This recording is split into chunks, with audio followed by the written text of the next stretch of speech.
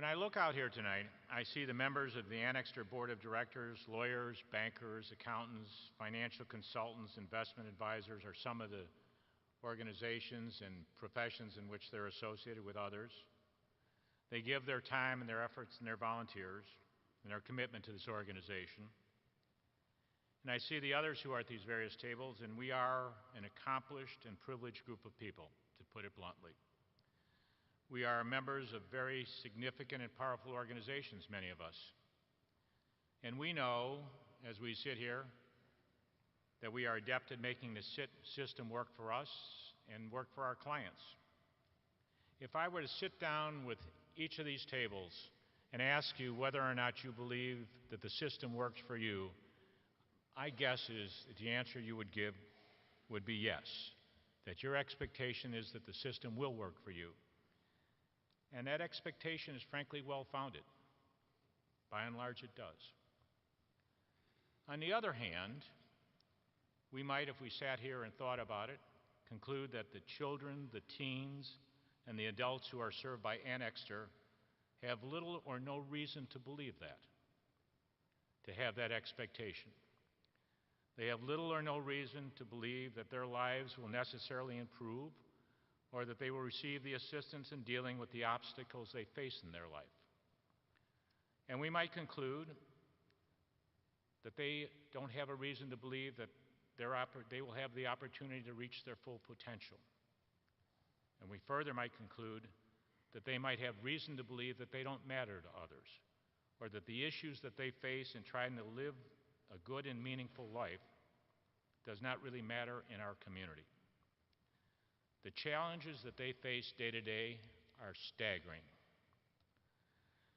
When I started volunteering at Anixter, I had the privilege, and I consider it a privilege, to meet Chris. Chris was born with cerebral palsy. He was born to a welfare mother who could not afford to maintain a relationship with him, and he was confined to a wheelchair from the earliest part of his life. So he has lived his life in institutions and with others, but away from a family and always in a wheelchair. Every week, Chris calls for the PACE bus to pick him up. He comes down from Evanston, comes to the Anixter Center at Clybourne, where I meet and I tutor him. I work with him. In some respects, some days I feel like Chris is tutoring me.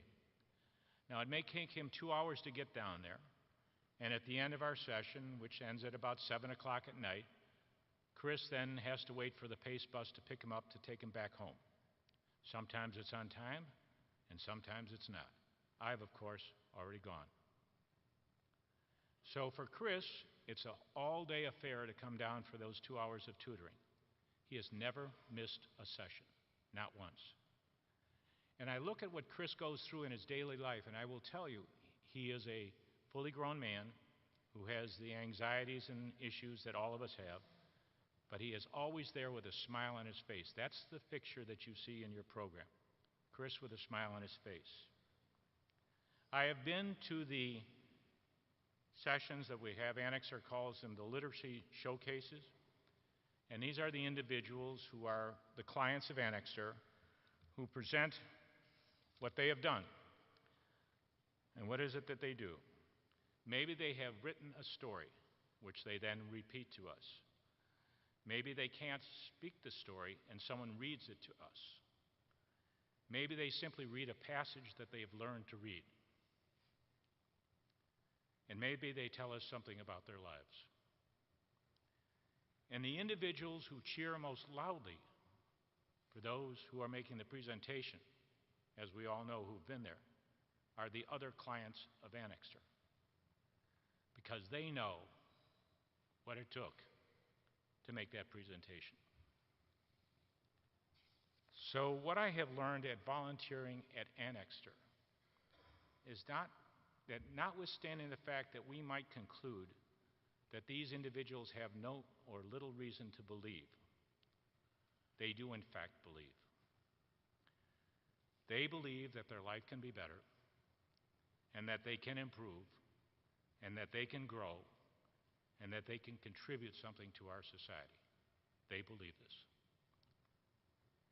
And that's where we come in. because maybe we, and we alone, are the ones who are going to make that belief become a reality.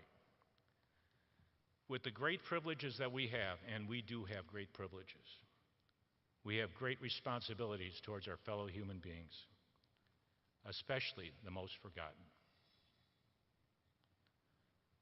One way to meet those responsibilities is to encourage our companies and employees to be volunteers to support Anixter by lending a hand, whether it's by financial contribution or through your ability and influence to bring people in as volunteers or encouraging others to volunteer. And if we do these things, it is possible for us to help make those beliefs a reality.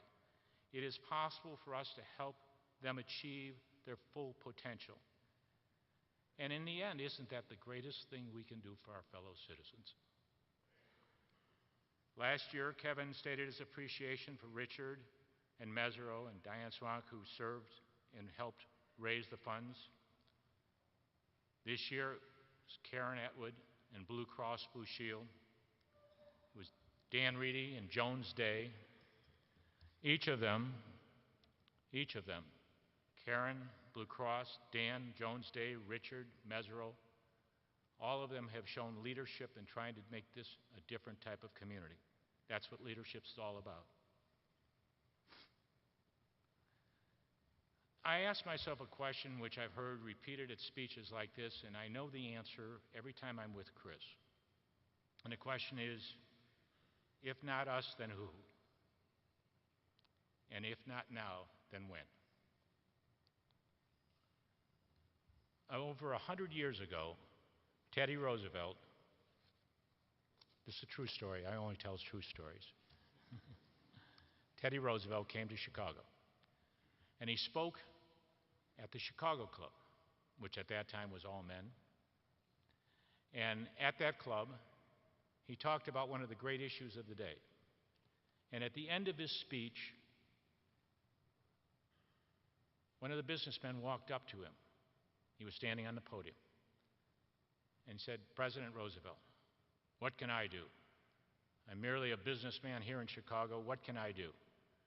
And Roosevelt said, and I've never forgotten this when I read it, "You do the best you can with what you got where you are, but you do it.